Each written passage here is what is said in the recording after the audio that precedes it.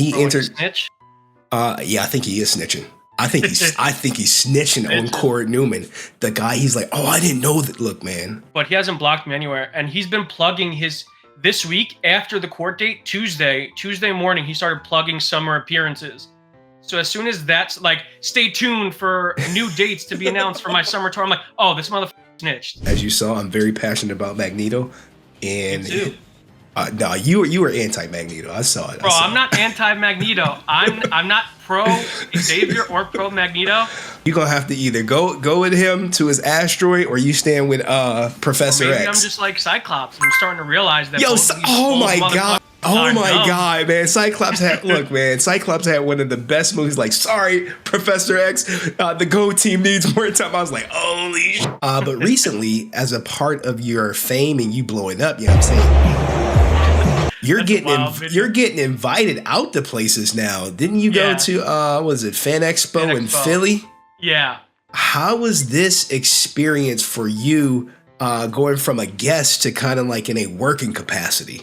This is the future of Power Rangers is going to be female, one way or another. Let's start off with, what do you think about Beau DeeMayo's firing from the series now that you've seen it? Because he got fired 3 days before it premiered, and now it's getting well received, and he will not be a part of it. Disney's not, they don't believe in going back. They don't care how successful it is. Beau DeeMayo is out. It's a All right, everybody, I am here with the creator. Is it half of the MMPR? Monty? Yeah, we split credit now. Me and Nikki, we split credit. I see it. I am. Hey, that's good. That's wonderful for you guys. You guys seem to have some great chemistry on set, as I've witnessed during the live stream. But for those who don't know, give us a little rundown of what your channel is all about. Yeah, we cover basically a wide array of topics over the geek culture sphere. We do Power Rangers, Marvel, DC, anime, Knuckles is there, all types of stuff. Basically anything that really piques our interest, we'll cover. We do a lot of reactions, we do short form content, we do a large variety of stuff, but we're known mostly for our reaction videos. Yeah, man, and your shorts are like taking off, like Jesus, man. Like, I'm looking at some shorts with like 1 million views. Like, god damn, man, you guys are blowing crazy up. Now, I also saw that you covered Knuckles, which was like dropped all at once, right? If I'm not mistaken. How does that impact you guys? Because look, I used to do these movie reviews, kind of like the similar content, but I would run in like copyright issues, and they would like claim my not, get pissed off. But when it drops in bulk like this, just like, I see you're doing episode 1, episode 2, episode 3, where everyone is like, hey, this is the entire season. Those suck. Those, I'm going to be brutally honest. Those are the worst to do for reaction channels, and just for like reviewers and all types of content creators, because you're ingesting a large amount of content in a small period of time. So I think with Knuckles, we tried something a little different, because we covered a lot of midnight releases, One Piece, we did Avatar. So all of those things, we kind of tried to bang out as many as we could. Even Cosmic Fury, because that dropped on Netflix. So we were just trying to do as many episodes as we could within the 1 to 2 day period of after it dropped. We usually had all of them recorded, and we started editing, and then we were releasing like 1 a day. But with Knuckles, it kind of dropped in the middle of like this perfect storm. We're doing Boom Boomger, we're doing Power Rangers still, we're doing X-Men. We're breathing a little bit more with it. We're taking a little bit more time with it. When are we getting episode 4 from Knuckles? You know what I'm saying? Episode 4 is this weekend. We're probably going to record. We were supposed to record tonight, probably going to record tomorrow, and then upload Saturday, hopefully. Then we'll probably bang out the last 3 pretty quickly. So probably like something Saturday, Sunday, Monday, hopefully. Okay, and I see you're prominent on Twitter. You're very prominent, I would say most prominent on like Instagram. I didn't check to see if you had TikToks, which I imagine you do with them shorts. They're fire, right? Yeah, like Instagram and TikTok is where I don't do any reaction stuff on Instagram and TikTok. Whereas YouTube is really me and Nikki, and it's a lot of our reaction stuff. Instagram and TikTok is where I do like more of my bios and like fun facts, and me and Nick will come up with really cool ideas. and we'll just make shorts out of them. We did a lot of like Yu-Gi-Oh stuff. We did a lot of Yeah. Oh, there it is. Yeah, hey, look, man, I move fast. Yeah, you guys are popping everywhere, man. And I'm gonna tell you this as someone who had a channel and lost it. If you stick to it, you'll be at like 100,000 easy in no time. No time. I see you're at like 23.7 now. 6 months from now, we're gonna look back at this and we're gonna laugh because you're gonna be at 100,000. But well, thank you. Speaking of this channel, you had what I consider a great reason for starting it. Let's just let this breathe a little bit. Let's take you back. Hopefully you don't get too in your feels for it, but I know exactly what you were going through. When I first started, I was going through it was more of an escape from the pandemic as well as personal things. My mother was very sick. She had cancer. When the day was over and, we did all the things we had to do for her, that was kind of my getaway. So when I kind of took a break after my mom passed and after my dad passed, I kind of took a break from the channel. I stepped away to deal with my trauma, my anxiety. And when I came back, it was a version of myself that not only had a better head, but was also more able to talk and discuss things at length. So that's when we really started pushing the reaction stuff. He hit the ground running with trying to kind of learn the ins and outs of what programs did he want to use, how did he want to format his videos, and knowing like how great he is at Premiere now and the stuff he's taught me, it's wild to think just how much he has really grown in his skills from there. It's hard to look back at the early stuff. Oh my goodness! Be like, damn, those were rough. So cringe. Y'all are so cute together. Oh my goodness. Oh my goodness. So how would your channel has budded, which would say like after coming off some trauma. How is that for you? I don't want to say rewarding because that's the wrong word. I'm happy. I'm happy that we're succeeding and I'm happy that we're doing well because it's something, not only was it an escape, it was more of like me kind of doing something for my parents in a way, because they always told me like because I would always listen. I've been a huge nerd since youth, since they popped me out, and I grew up reading comic books. I grew up watching Power Rangers. I grew up in this world, so I was always like a sponge. Anything that I heard, I just absorbed. So I was always like regurgitating comic book facts back at them, or like being excited about all these movies. And they were like, if you could find some way to channel this energy and put it out there, not only will you make money off of this, but people will love it. And this is kind of me doing that, me taking that, and honoring them and myself through this channel. And I'm not gonna lie, your comic book expertise, especially when you're covering things like X-Men, I'm like, yeah. We haven't gotten to it yet, but we're gonna get to it. But recently, as a part of your fame and you blowing up, you know what I'm saying? You're getting invited out to places now. Didn't you go to was it Fan Expo in Philly? Yeah. How was this experience for you, going from a guest to kind of like in a working capacity? It's so much fun because me and Nikki, we've always gone to conventions, and me especially, I've always gone to conventions. So to be able to have the opportunity over the past 2 years to be invited by a lot of these conventions to go as either press or as guest is so rewarding, because to me, like, that's just my happy place in a lot of ways. It's just so fun. And usually at conventions, they're the nicest people. Con people are so nice and great, and they're really easy to get along with and very easygoing. So it's a really fun place to be. I would agree with you, and I see you got like some cool prints for like Power Ranger centric. Yeah. Is this something you do at all comic book show? I mean, all cons, you go for like the cool prints? I used to be a huge, I still am. I'm a collector. Like, obviously you see the stuff like behind you. I do see the stuff behind you. That's like the tip of the iceberg. I have a shelf like out of frame. Like I built a shelf that goes around the entire circumference of my room. That's just full of stuff. Wow. And I have one of the closets to my left is just full of comic books. And So at different conventions, depending on what it is and what's available there, I'll always try and get something that's unique or fun. I'm always looking for like Grail comics that I want to have as part of my collection. Ooh, speaking of Grail comics, what is your Grail comics? Oh man, that's a great question. For me personally, my personal Grail comic would be the new Teen Titans. I have the entire Judas Contract arc, and I have a 9.8 graded first appearance of Nightwing, and that to me is a Grail because Dick Grayson's my favorite comic book character. Oh. Okay. It's maybe not the most I have some really old pieces. I have the first appearance of the Teen Titans. I have X-Men #4, which is the first appearance of Scarlet Witch and Quicksilver, all the way back from the 60s.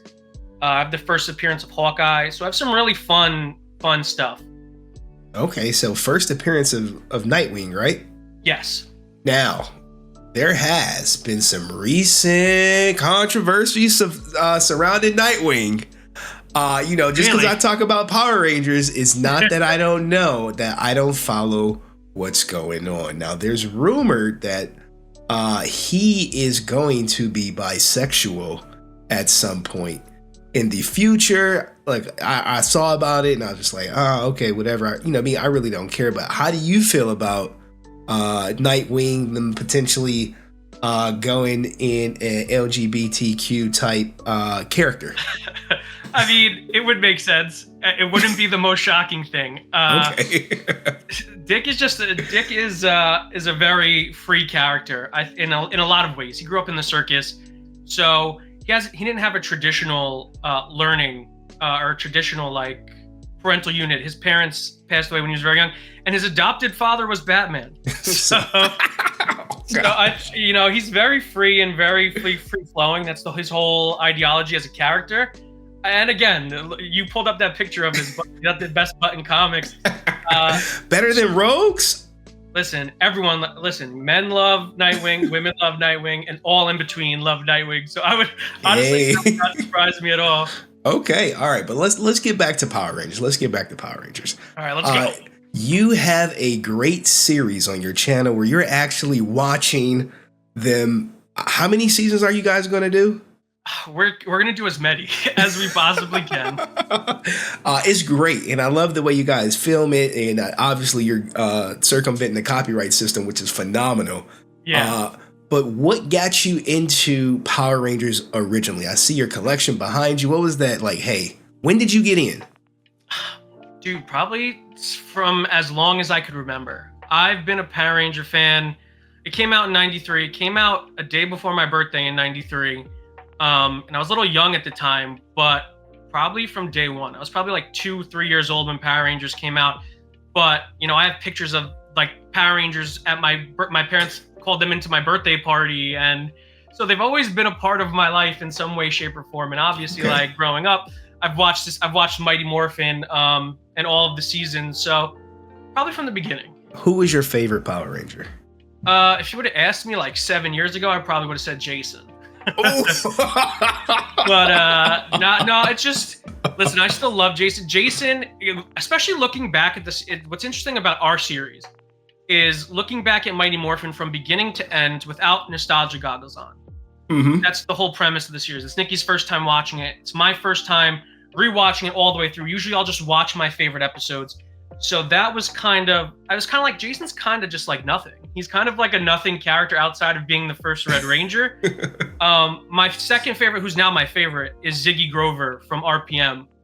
I just love him because he's just a lovable little goofball. He's not your traditional mindset. When you say Power Ranger, he's not the first thing that comes to mind.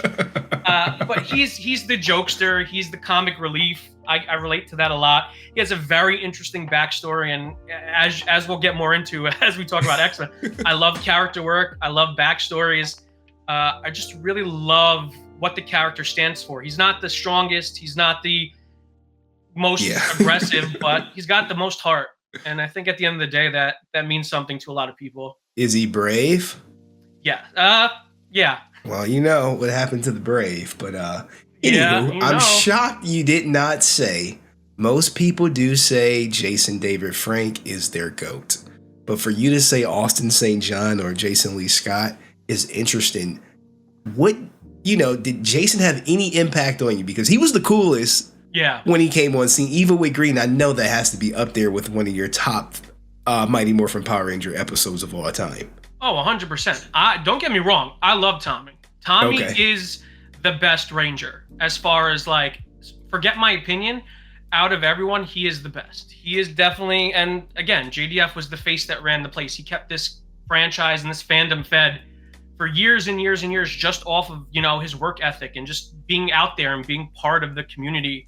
So, I always loved Tommy, but I'm a bit of a contrarian. Not a contrarian. I kind of like when everyone zigs, I zag. Hey, everyone loved Tommy, so I'm like, Tommy can't be my favorite because that's not special, Okay, well, speaking of Tommy, unfortunately, he did take his own life. When being a Power Ranger fan, even if he wasn't your favorite, you still heard the news. Where were you at? What were you thinking? Because I know a lot of people remember where I know exactly where I was doing and what I was going through in life, and I was like, divorce kills men, guys. Look at it right here. But how about you? What was your thoughts when you heard about his passing? Man, I was upset. It's upsetting because it's not something you expect. It's very shocking. It's very tragic. You don't. For me, like I said, I've gone through so many cons throughout the years, and he's always a mainstay. He's always usually at every con I've been to. This is true. So it's like. For the past couple of years, I was putting it off like, I want to meet JDF again. I want to go talk to JDF again. But, he's always around. I'll go catch him on the next one. Yeah. And then for something like this to happen, it's really heartbreaking. Yeah, it is. And it hit a lot of fans pretty hard. But I do think his legacy will live on. And there's even, mentions of a reboot, sort of say. Unfortunately, his character won't be in it, but how do you feel about the Jin Saku reboot news of creating a more woke Power Rangers, as this article reads, with female leads? What's your thoughts on the state of Power Rangers? Is it dead, and is this reboot going in the right direction? That's a great question, because nothing's ever really dead, right? It's not dead as long as... It's like you at the hospital, it's like, beep. It's on life support. I don't think we're dead yet. As long as there are fans there, and as long as there are people watching it, and as long as there are content creators making stuff about Power Rangers, because Power Rangers had lulls before, and it's the community that's kept it alive. I think we're in a rough patch. We're in but every franchise has kind of had this. I mean, look at TMNT. TMNT goes for breaks where we have years where we don't have any turtle content. This is true. However, I would say on the terms of popularity, Power Rangers eclipses TMNT all the time. I don't know. I think you would be wrong about that. TMNT is huge. I mean, look at Mutant Mayhem. See, this is the problem. When something good comes out, then you could kind of gauge size. Because Mutant Mayhem blew up. Oh, it was great because they actually did it right. They did this so good with Ice Cube and Seth Rogen. Oh man, this was so good. Guys, I'm glad we brought this up because this speaks on the Power Ranger reboot. They made the Turtles up for this generation. Yes. This generation of teenagers. So I took my nephew to see this. And he really liked it, and he really vibed with it because they spoke to the culture that he's a part of. That young culture that me and you maybe, where. Oh, I'm with it. Speak for yourself. I'm like, no. I'm with the young culture. My bad. This was great, man. I enjoyed it. I enjoyed the backstory. I enjoyed, me. I naturally root for villains, so I understood his clear motivations. They killed his father. He was discriminated against, all that good stuff, and he was just a little bit misunderstood, but went a little wonky in the end. So, I don't think Power Rangers has this in them. I don't think people will bet on it because this is a little bit dark. Teenage Mutant Ninja Turtles was dark. Mm-hmm. way darker than probably any Mutant Ninja Turtle movie, cartoon, series, anything like that. I'm not sure Power Rangers wants to go that route. You know what I'm saying? That's like, this is the future of Power Rangers is going to be female, one way or another. Yeah, and listen, I don't mind that. We had our run. The men had our run. We had 30 years. We're good. Well, I mean, I'm good. Here's the thing. I think, the future of female is fine, however, but it's just not connecting with a broad audience. That's the problem. But you're not going to fix the audience. As what I'm saying. Like, if you want to go down the Disney route, they got the whole go woke, go broke type thing. And I would say I'm afraid. If they gonna pull off the future is female and LGBTQ, I really don't care about that. I just want it to be good. Yeah. I don't want it to flop like Ghostbusters and then they're like, all right, we tried the future is female thing. It crashed at the box office. We're not doing that. We're gonna scrap it, because then it's like, oh shit, that's another at bat that we just lost. Yeah. And that female Ghostbuster movie wasn't the best. That's probably why it failed. It had nothing to do. You could have had 4 men in that movie, and if it was the same script, it probably would have gotten just as much, maybe a little bit more money, because you wouldn't have all the nasty bigots crying. Oh yeah. I mean, crying about it. But I don't think it could have did any better than it did. But with Power Rangers, here's the thing: if something's good, people will watch it. If there was no Karate Kid audience before Cobra Kai. The Karate Kid audience wasn't going, "Where's our reboot? Where's our TV show?" No, I watched that shit like, oh shit, Daniel's son didn't grew up. Like, holy shit. But that's because Cobra Kai had a great team behind it, 3 great showrunners, great writing, and a phenomenal understanding of the tone of their universe. Right. And I think that's what Power Rangers needs. Power Rangers needs to skate that line between serious, but also don't take yourself too serious. You're a bunch of teenagers wearing brightly colored alien costumes, like, have a little fun with it. And I think that's why Cobra Kai succeeds, because for the phenomenal storylines they have, they're not afraid to, kick themselves down every once in a while.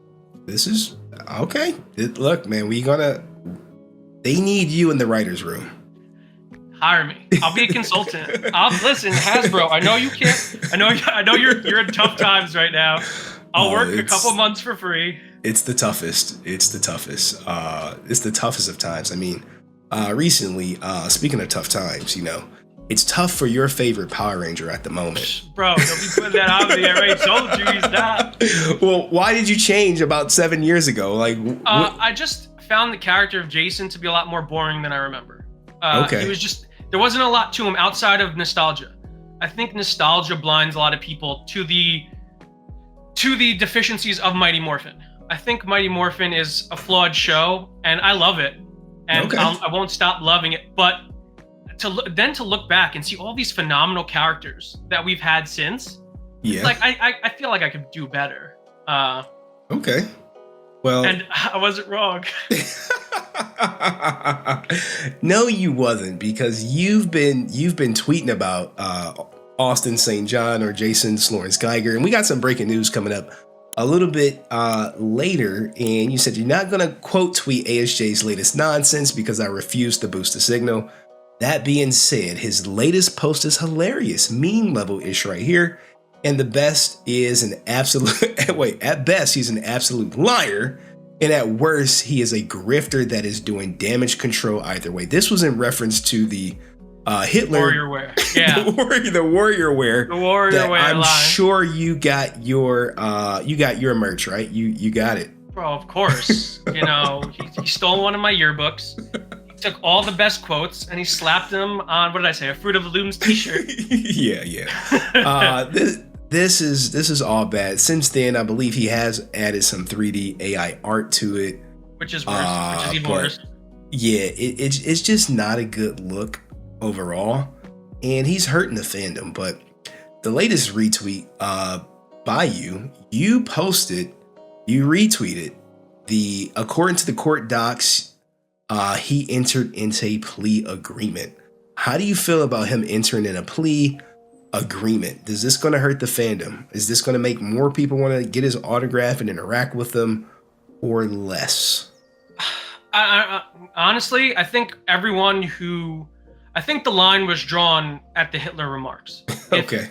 If you still want an Austin St. John autograph after that, if you still wanted a signature after that, you'll probably be fine with this, because this is just like, oh, we knew about this already. We'll see what happens. He pled guilty. Okay, but he's not going to go to jail. They're always going to find some way to justify it, because justification is how we cope.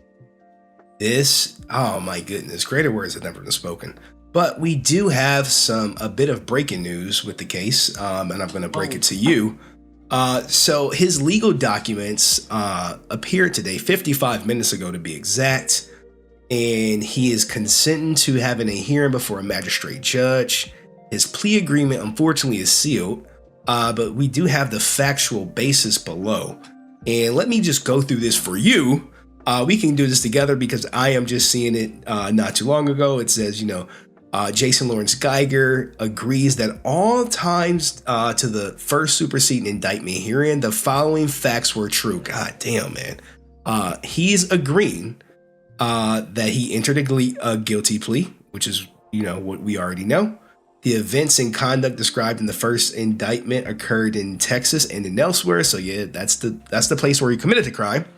He willfully conspired with others, including co-defendant Andrew Moran and Court Newman, to defraud or obtain money or property by materially false or fraudulent pretenses, representations, or promises. God damn. So with them naming these people, he's probably going to be like, yeah, he did that shit. Let's keep going. He acted with intent to defraud and joined the agreement with the intent to further the unlawful purpose. As part of the scheme, him and his co-conspirators performed the following acts in furtherance to conspire against, among other things: use Geiger's business to obtain government funds under the Paycheck Protection Program, submitted materially false loan application to obtain the loan, transferred money, otherwise used the fraudulently obtained funds in a manner not authorized by the PP, caused wire transmissions affected by interstate commerce, and he benefited to the tune of $225,000. This is like some breaking news. Now, this is the big part that the fans are going to ignore. He signed that he has read the factual basis in the first superseding indictment, have discussed it with his attorney. I fully understand the contents of this factual basis and agree without reservation that it accurately describes the events in my acts. Now, if you remember when he first was arrested, he did a post where he said, hey, we expect Austin's legal team to successfully defend against the charges and lead to his ultimate exoneration. Okay? So he goes from ultimate exoneration, trusting people that he shouldn't, to copying what looks to be a bona fide plea deal right here. What is your opening thoughts on that? And not to mention, before you speak, right? Mm-hmm. This is the guy, Court Newman is the guy in the blue. And this is just days after that, after he got the money, right? So he gets the money, the $225,000 on June 17th. And he takes a picture with his co-defendant right here, smug as a bug, on June 18th, one day after celebrating. But he didn't know these guys. What are your thoughts on Austin St. John, if any? If any. Dude, I think he went to his lawyers and he said, ready, guys? It's snitching time. And he pointed fingers, because you don't plead guilty to something and then the next day on your socials announce that you're adding more dates for the summer on dates. I know, it's so disingenuous. And what that means is that he worked out likely in his plea deal to be out longer, provided he cooperates with them. He points the finger. He says, yes, Court Newman was the was the guy, and he might play damsel in distress, but I do think he's going to go to jail for it. I don't know. I don't know. I think his lawyers probably argued that con life is his main source of income, and if they were to put him in jail, they would be hurting his family. So there's a lot of ways they could have argued it. But again, I do think he named names, and I do think he pointed fingers. Well, it's sealed. We will never know unless it leaks somehow, some way. If we see Cord Newman in jail, which it's more than likely going to happen anyway, you can kind of gauge, right? Like, hey, he listed in his sworn statement, he signed this right here, that he and Cord Newman and Andrew Moran right here worked together to defraud the government. So I can't imagine you're signing this with their names on it and not saying, yeah, Andrew Moran did ABC, Cord Newman did DEF. Yeah. And so, he admitted to everything. And he admitted that he understands that he's admitting to everything. And I doubt that there's no response to that. Every action has a reaction. And for that to be nothing, for that to be no punishment whatsoever, doesn't make sense. So something happened. He's good. I think he's going to jail, man. I thoroughly do. But let's move on to something that we're both passionate about. Let's do it. Let's have the conversation that we tried to have yesterday, but he was live. I didn't want to crash his live too much. But let's start off with, what do you think about Beau DeeMayo's firing from the series now that you've seen it? Because he got fired 3 days before it premiered, and now it's getting well received. And he will not be a part of it. Disney's not, they don't believe in going back. They don't care how successful it is. Beau DeeMayo is out. It's a really weird move. It was a really weird move to do this. It's intended, not because as from a PR perspective, it's almost like you're damning the series. It's almost like you're putting the series out already behind the 8 ball. Because this was the week of launch. It was like you said, 3 days before. It was crazy to then fire the showrunner and head writer of the show. Because my first thought was like, damn, is this thing really that bad? Like, what happened? I know, right? I was like, okay, they're firing him because it's horrible, and he's going to be the fall guy of why they never do X-Men 97 or reboot anything anymore. But X-Men 97 is turning out to be, I hate to, say, God's gift to X-Men fans, but this has been a treat for all of us. It's crazy. I know it's not the sexiest response, but I don't really have enough information from Marvel or from Beau to kind of make my opinion on the firing, because I really don't know what happened there. Neither of them are really talking about it. No one's talking about it, but it's rumored to be his OnlyFans content that they're saying was weird. Which he said that he deleted a while ago. So I don't know. It's all very weird to me, which is a shame because I follow him on Twitter and he's a very intelligent man and he has beautiful insight on every episode. And you can see how much detail and effort he put into this show. It's crazy.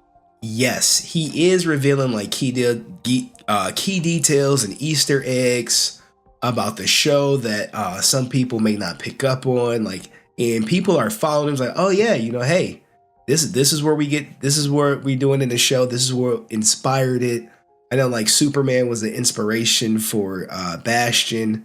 It's a lot. It's very deep, but I think it's great. If you guys are not watching it, go give it a watch. I was on the fence and I was like, and then next thing you know, here I am binge watching it just to prepare for this. I was watching, I was watching episode 5, R.I.P. Gambit. Guys, just going to be hella spoilers. So, R.I.P. And you hear that, Marvel? I got someone to watch it. If you guys want to send something to me, I'd appreciate it. Yeah, they should definitely reach out. You are probably promoting more subscriptions to Disney Plus than anyone on any other platform. Overall, what is your thoughts on X-Men 97? I truly believe this. I like to fancy myself a movie critic because me and Nikki have had the opportunity to work with studios and review movies over the past 2 years as well. And that's always been kind of like a dream of mine to like discuss film and TV. So I like to think I have a pretty good understanding of cinema and of television and of this medium. And I truly believe this is the best show of 2024 so far. Not only that, but I think this is a series that totally destroys the notion that animation is not a serious medium, because this is some of the highest art I think we as comic book fans have ever gotten. I am in agreement with you. I watch a lot of anime. I watch Invincible. I watch, the animated The Boys series. I do not mind animation whatsoever, but the storylines in X-Men 97 have to be some of the most heart-wrenching. You can see everyone's motivation. It's a little heartbreaking. I'm not gonna lie. I was just like, God damn. When life is heartbreaking. When Rogue was like, yeah, I'm gonna give Magneto another shot because I could touch him, I was like, God damn, Gambit, you gonna be all right? Like, dude, and he spoilers, guys, spoilers, okay? And the most heartbreaking is he died not knowing that she chose him over Magneto. Oh my God, yes! Because she left Magneto, and then all hell broke loose. And yes! He died never knowing that she chose him. And that's so Shakespearean, so tragic. It's great. The show is so good. Oh man. I can't feel you. Oh my God, like chills. Like I'm still getting chills all these weeks later. Yeah, it was it was tough, man. It was tough, man. I even like ballsy. It's Gambit's one of the most popular X-Men. That's a ballsy decision. When I saw Gambit die, I'm like, okay, the stakes are real. The stakes are real. There's no one guaranteed to live, and here we are with it. But let's talk about our Lord and Savior, Magneto, or Magnus, if you will. What are your thoughts on Magnus? I think he continues to prove why he's one of the greatest villains, anti-heroes of all time. This show, outside of the comics, is, and there have been no bad interpretations of Magneto. I think everyone has played the character extremely well. But this show goes to prove like why this character is so great, because just the dialogue that he's had this season is so incredible and so well spoken and so well delivered. It's crazy. And it's not just Magneto. It's the main point of view of the X-Men is told through the lens of like the dream of Charles Xavier and the pessimism of Magneto. But this show goes so far beyond that because it gives every character a perspective and a point of view. And what's crazy is everyone's right and everyone's decisions are justified based off of their lived experiences. Okay, all right, we disagree because he is playing the middle. Everyone's right, and I'm like, no. Only one person could be right in the end. Only one person could be right. Well, I said based off of their lived experiences because every one of these characters have had tremendously different lived experiences. I mean, Magneto was part of one of the worst genocides in the world's history, which is the Holocaust. Mm-hmm. So he has experience from both sides. Not only that, but he survived now Genosha, which is a second attempted genocide. And it's really heartbreaking because he wanted to be a better man. And in that clip that you have pulled up, one of the best lines of dialogue in this season, where he's essentially saying like, I want to be better. I want to do the right thing. Don't prove me right. Like, don't make me out to be the one who's right. Don't make me be that person again. I'm trying not to be. And they end up doing it. And it's crazy. See, that's the thing, right? Damned if you do, damned if you don't. And when Magneto gave that speech, he gave a speech on the bridge when he was like, hey guys, what does he say? Hey, come with me. Basically, because we tried Charles Xavier's way and it did not work. It's not working. How many more of you guys want to die trying to build his version of the future? And people start choosing sides. What did you think about the speech? And I love the close up of the eyes. It's so powerful between these two men who have so much life lived between the two of them, who both want, deep down, Magneto wants Charles' dream. Deep down, he wants nothing more than to live in that world that Charles wants. And the problem is they're both so stuck in their ways, they can't realize that the perfect outcome for mutants is for both of them to be right. And they've said this in the comics. I think the character Strife said it. We need an open hand but a closed fist.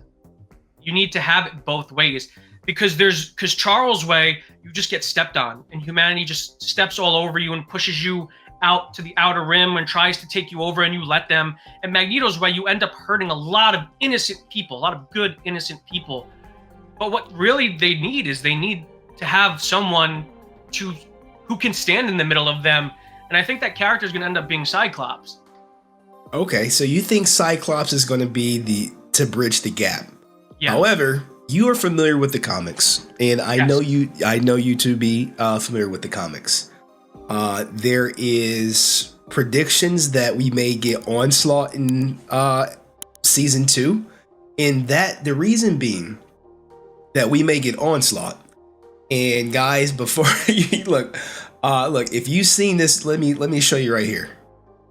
If you've seen this picture right here, you know it's go time. This is, hey, I'm tired of y'all fucking around with me. And this is, bro, when I saw this, I was like, holy shit. I almost like literally teared up. I'm like, all right, man.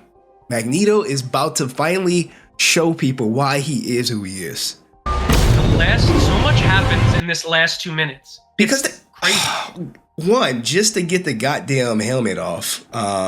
He a traitor. We could talk about this final 2 minutes for hours, because so much happens here. So much happens that's not spoken out loud, and it's crazy. It's crazy how you can interpret this. It just, again, it's really good. Okay, all right. Let's spend some time here, because this is all we got, and I love it, and I want to get through it now. Look, this Jubilee and Sunspot thing, I could care less about this teen romance. I don't care about it whatsoever. They're on opposite sides. He's obviously holding back not to hurt her little ass, but the big move that happens is right here. When Wolverine finally gets his helmet off, Magneto is getting attacked by Charles Xavier. He's literally, in the comics, he's about to get put in a coma. But what happens... Actually lobotomized. Yes, but your boy, your guy, Mr. I'm in love with my clone and all this other shit. You know what I'm saying? I'm in love with a clone. I'm talking to my son. He makes the decision, ultimately, to knock Charles off from hurting him. And then Magneto just goes, he goes crazy. He puts the helmet on Charles to say, hey man, knock all that shit off. That shit's donezo. But then we have this scene, and I'm trying to obviously avoid copyright. Yeah, but, obviously. I'm very familiar. So you see the claws, right? You're like, oh shit, game's over. Mm-hmm. This right here, I was like, oh shit. Where did he land? Because we don't know. And at this point in time when I'm watching it, I didn't look up the comic until after I saw it, because I didn't want to spoil it. Mm-hmm. I'm like, oh shit, where did he get him at? Okay, he got him. Okay, it doesn't look life-threatening. But then Wolverine said this shit in his ear. And he was like, what is it? Been in a lot of wars, bub. I've been in a lot of wars, bub. The brave die first. And he was like, all right, man, enough of this bullshit. A lot of wars, bub. The brave always die first. Logan.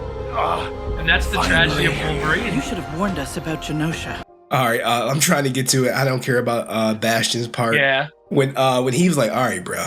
Because he can control metal, and he always toys with Wolverine. Yeah. But this is how pissed off Magneto is. Because his goal is not to hurt mutants. No, I don't hurt our own kind unless they're in my way.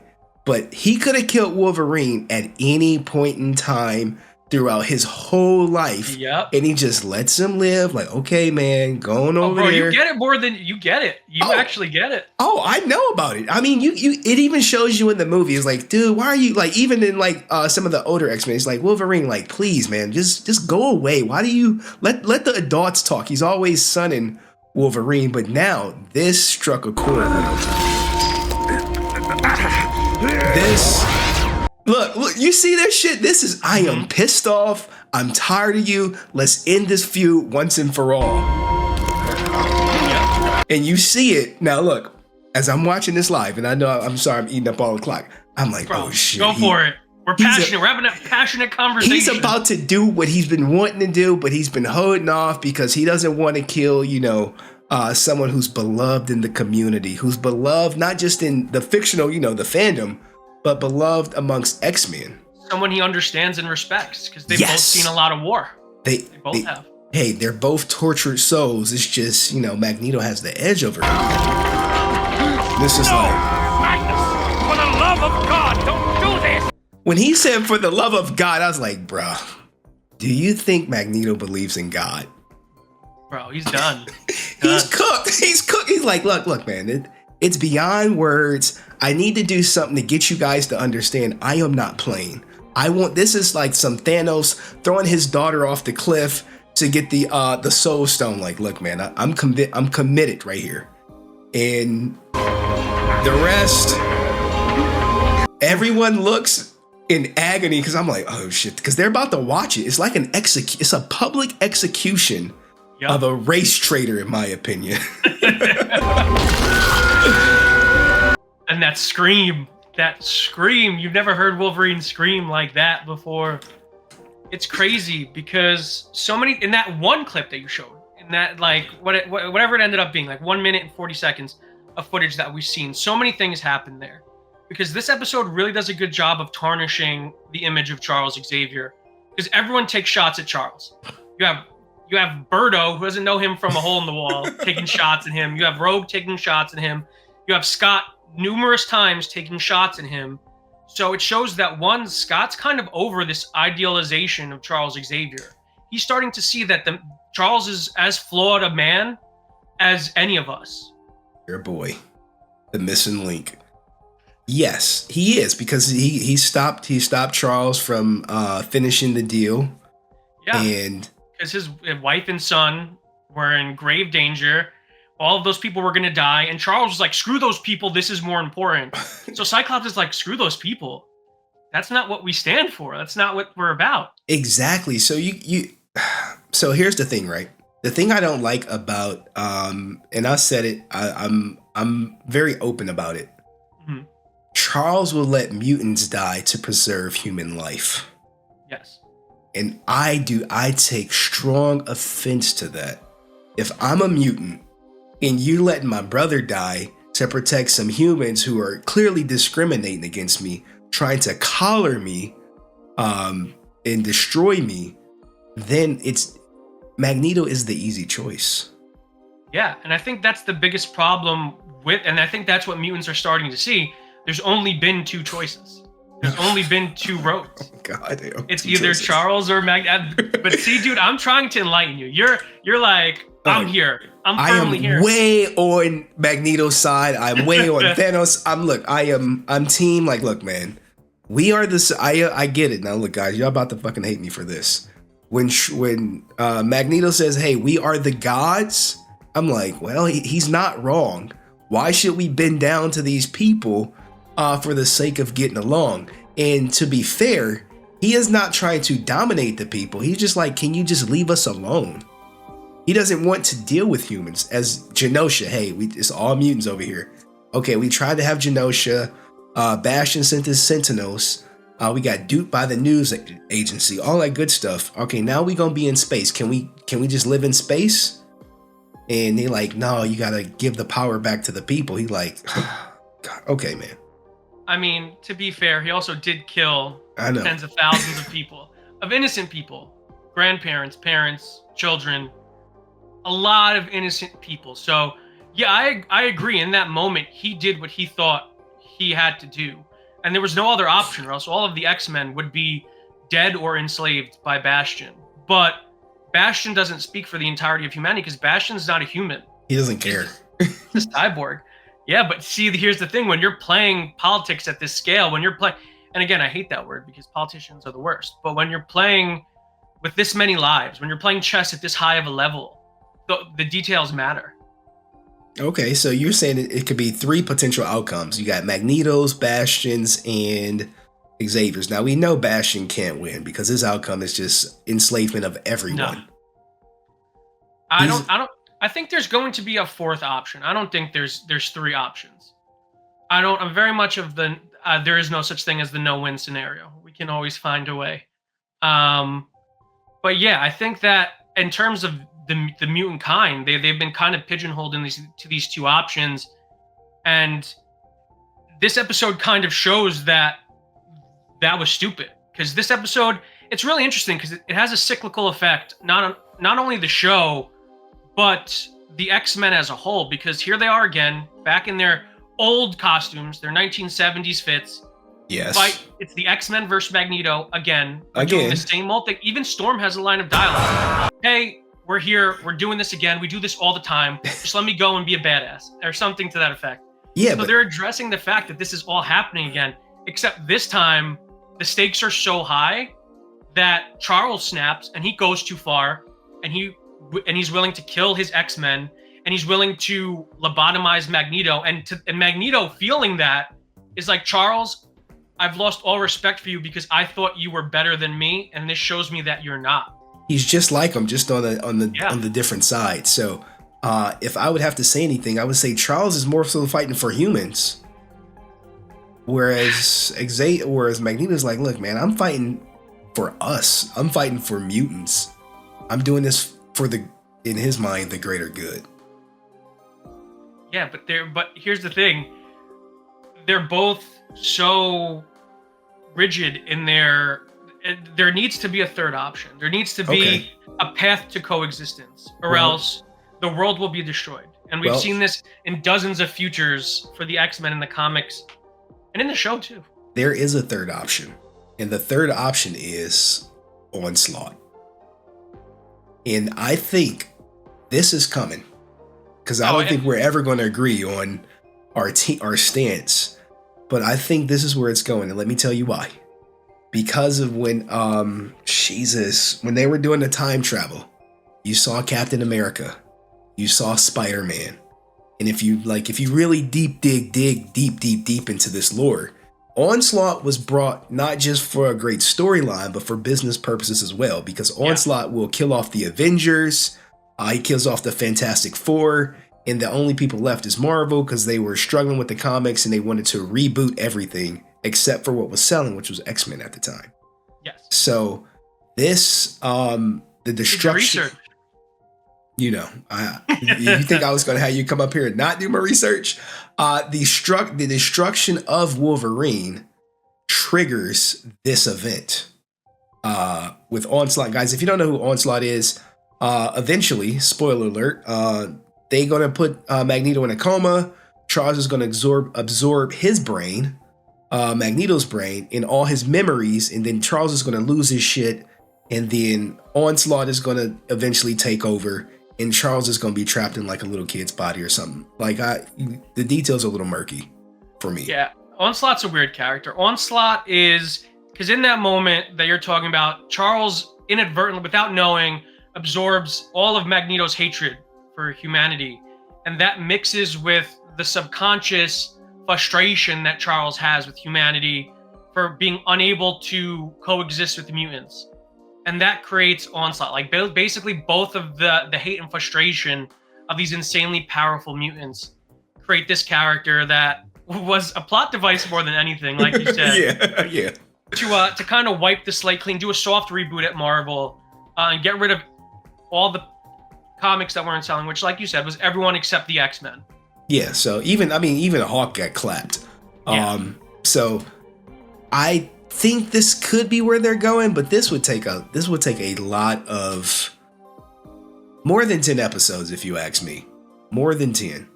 I did like this, and I can't imagine Beau DeeMayo since they said season 2 is mostly complete, not knowing the direction, where would you like to see? Where would you like the season 2 to go? Yeah, I mean, from what I'm hearing and what I understand, he wrote all of season 2. So season 2 is pretty much almost all completed. So I'm optimistic because his hand is still involved. His vision is still being executed for season 2, and that has me very optimistic and excited.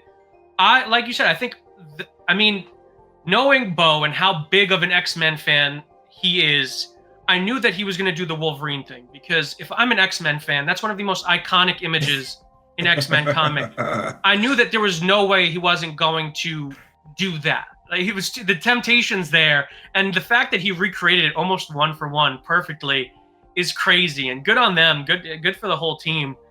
But I think that he knows, because he's tackled stuff that I didn't think the show would ever tackle. Like what? Like Madeline Pryor.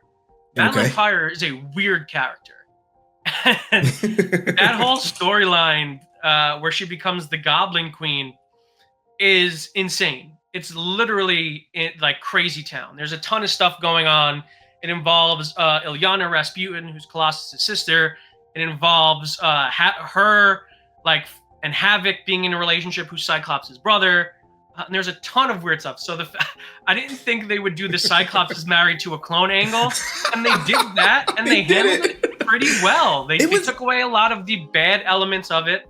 It's great until your clone son is about to kill the real mom and shit. Hey man, this shit was passed down from generation to generation. It didn't skip. R.I.P. to you. And Charles is like, yeah, let's let her die, man. F it. I was just okay. That's crazy.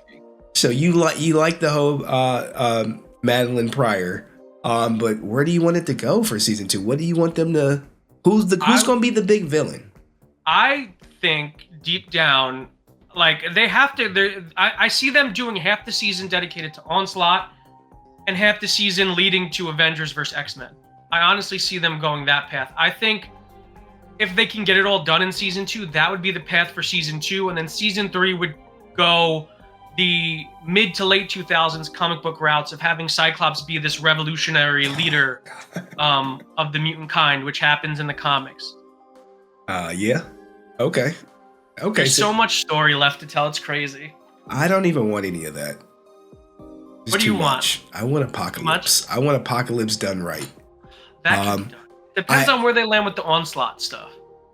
Well, yeah, because with Onslaught, that's a great segue to introduce Apocalypse. Yeah. Because the Watcher is like, hey, Apocalypse, this Onslaught guy is going to be a problem if you don't intervene or whatever. Because I think at first he was like, nah, I'm going to just, survival of the fittest, man. Let's go. Let's see that shit. And then the Watcher was like, nah, you don't understand. He's gonna destroy your reality too. And then he was like, oh, well, now that you put it like that, let me go see what's going on down here. Honestly, and that's a great theory, because if I was a betting man, I'd bet that we'll see Apocalypse in season 2. Apocalypse in the comics is the one who puts the adamantium back on Logan's skeleton. So it's very possible we start the season with Onslaught, end with Apocalypse, and do kind of the Avengers, X-Men, Cyclops stuff in season 4. Season 3, if we're lucky enough to get one, which, I don't see how we don't.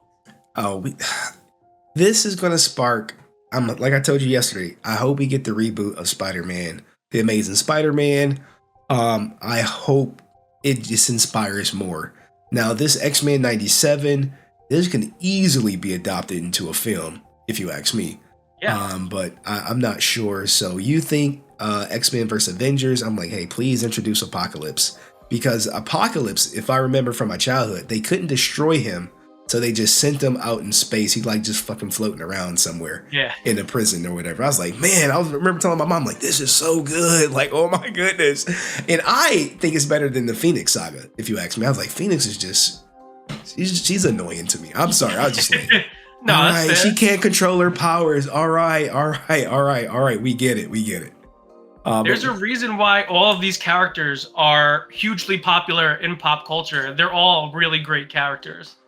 Okay, so growing up, who was your favorite character? That's a great question. I've been thinking about this a lot lately.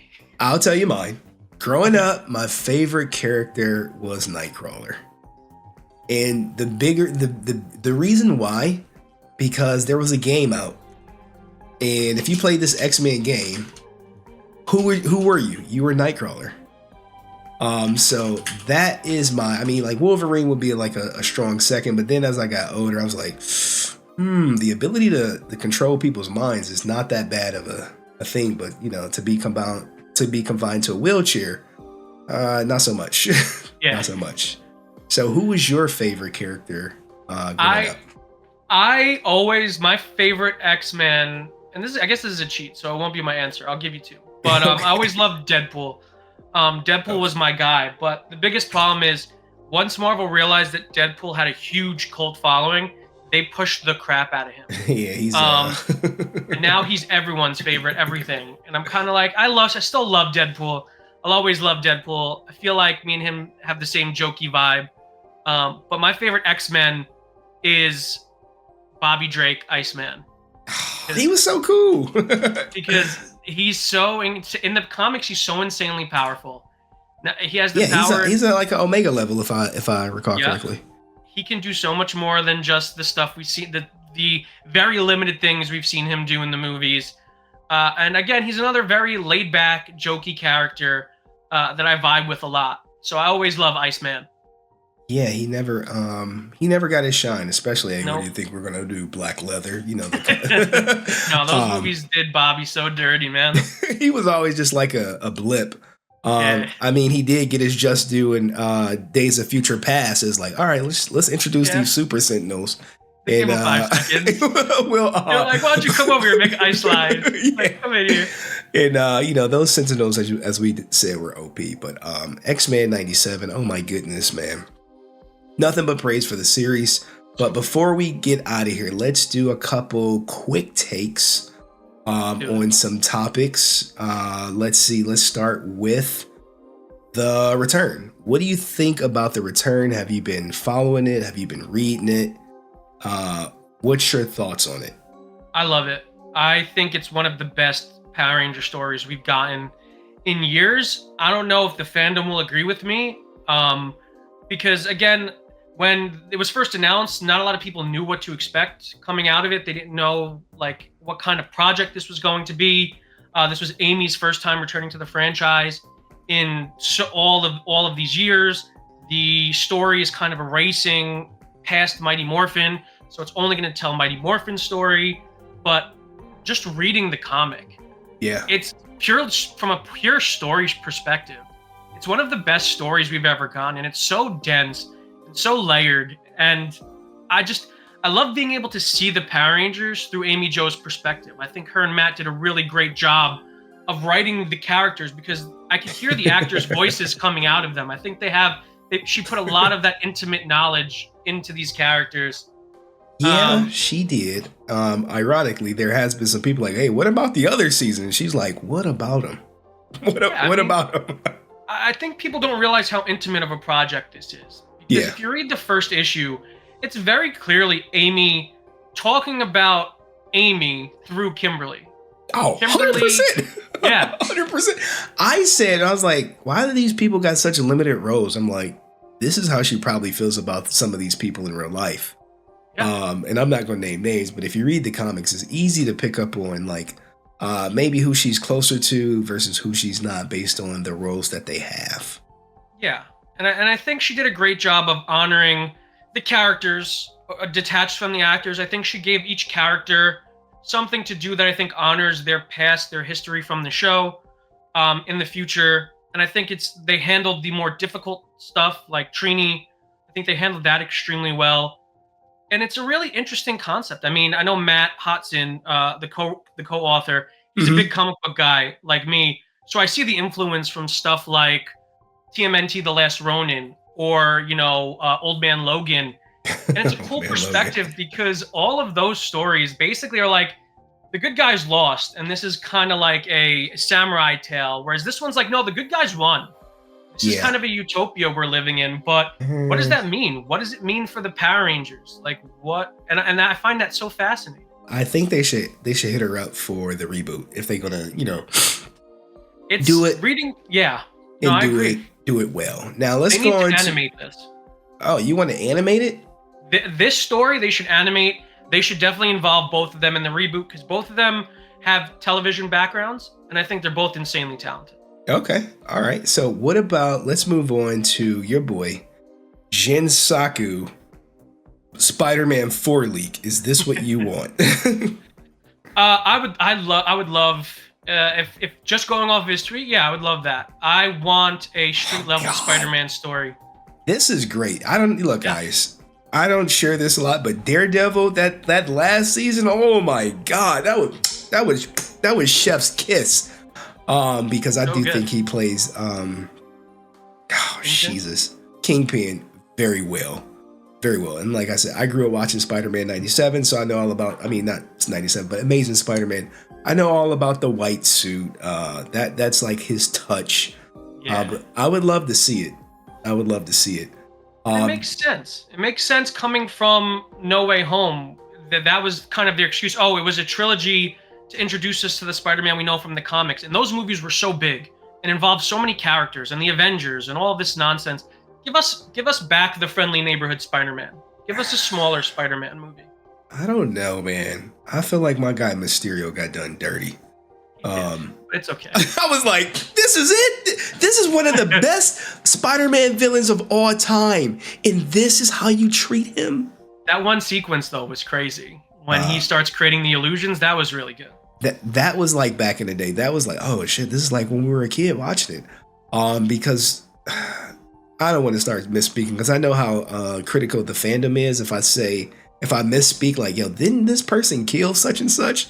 They're like, no, you got it wrong. It wasn't Mysterio. It was blah, blah, blah. Tell me about it. And I'm like, all right, we could probably save that for offline. So let me make sure I clear. So we talked about that. We talked about pretty much everything. Yeah. What's next for your channel? What can people expect next from you?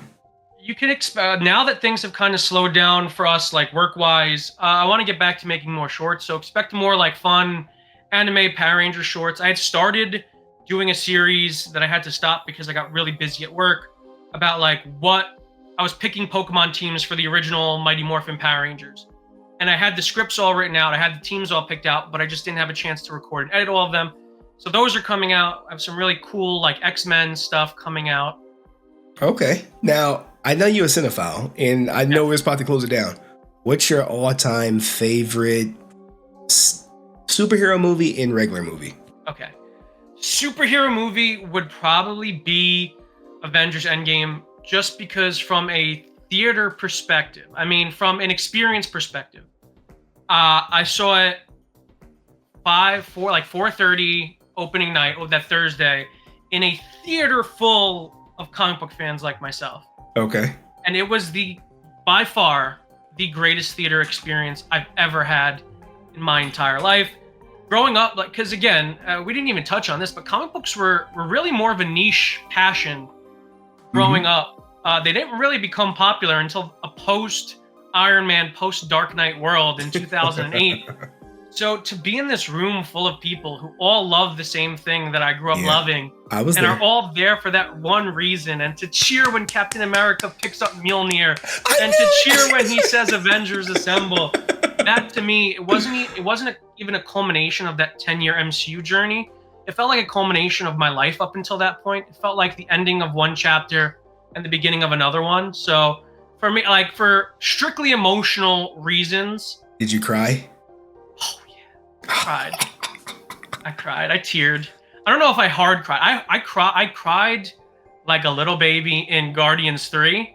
As soon as Dog Days Are Over came on, I don't know why my body just broke down into tears. I just felt like this wave of catharsis come over me. And again, I had been through a lot those past 3 years leading up to that.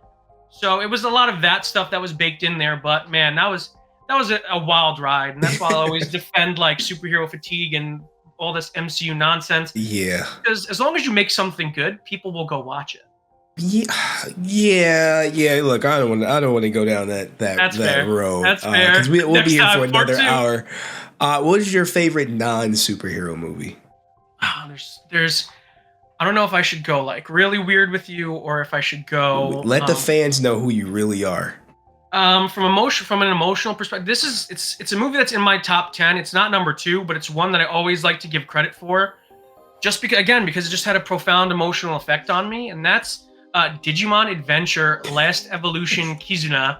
Okay. And I'm a cinephile, but I'm a nerd, so we're kind of living with those two parts of my personality now. And that's a movie about it continues the storyline of Digimon from when we were kids. And it's a movie about loss, and it's about how rediscovering ourselves as adults and kind of deciding what we want to be when we're adults, and about dealing with things out of our control, like death, like loss. And it's a really powerful movie, like considering the fact that it's based off of a Digimon. Yeah. But then there's tons of other stuff. There's Spirited Away, there's Rocky, all the classics. Okay. But that one, as I like to give a huge shout out to. All right, Digimon is on the map. All right, it's one that not really a lot of people know about. So if I can get more people to watch it, maybe. Yeah. Hey, look, they say if there's, when I first started my first channel, it was like, well, no one's talking about this certain subject. Well, I'm gonna create a video or a channel about it, and then that will bring people to me, and then therefore I can have friends and we can talk about this certain topic. And that is the beauty of the internet, if you will. But absolutely. Monty, this has been phenomenal. We could probably talk for forever, but you were highly requested by my audience. I saw you were they were like, hey, you need to talk to Monty. I'm like, all right, I'm gonna do my due diligence. I'm gonna shoot him an email, get that shithead in here, and see what he says. But no, man, this has been phenomenal. And it's great talking to you, dude. Well, I appreciate you stooping down to my clout chasing level and get out of here with that nonsense, bro. Engaging with me and my sordid content, if you will. So everyone, make sure you guys go sub to his channel. Go follow him on Instagram. Go all that good stuff. He got Instagram. He has Twitter, which he could definitely use some follows on Twitter, guys. Let's get his follows up to at least 1,000 over here. All right, and he posts pretty regularly. And I don't even want to get into the Fantastic Four, but we can save that for next time. Yeah, but hot off the presses. Thank you so much. Please stick around. All right.